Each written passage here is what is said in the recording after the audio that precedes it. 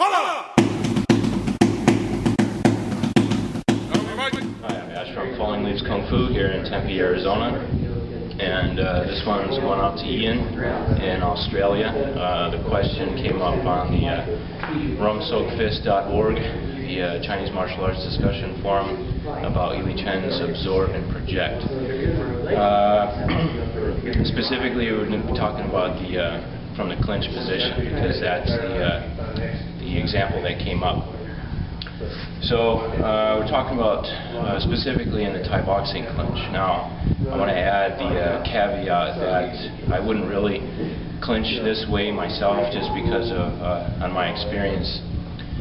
Once you get outside of the Thai boxing rule set, then because in a Thai boxing clinch, what they want you to be from here, and they want the hips closed. Right? Because if the hips are back, then what? So you should be clenching me here. And from here, then you're open, you got the space for the knee. So generally, they want to stand hip to hip. Once you get outside of that rule set, it's not really the best position to be in, I don't feel.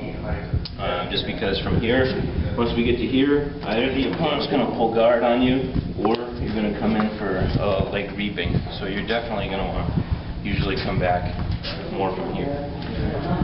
Okay, so now the specific question that came up was on absorb. From here, that this action is absorbing, and that's true. From here, we're using the tucking of the ribs, and all on the yin is all coming back to dantian. From here, so clinch from here. That here is absorbing. Okay, but at the same time, within that, from here, okay, so we got the absorb here, back to dantian, absorb. But you can see the elbow from here, this. So that means within here is absorb, but within here is project. So I'm looking for the connection from here, from the Mingmen down to the dantian, to get the pull. And at the same time, I want to use the project from the Mingmen to the point, to the elbow, here. So that now I've got two energies already within. Even just this action here is one absorb, one project. And you can see what effect you get, okay, on the feet.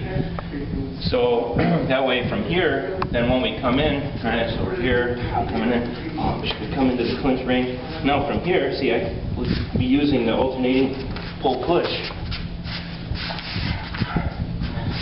Absorb, project, with open and close.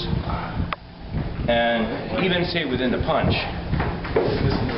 there's never just one energy.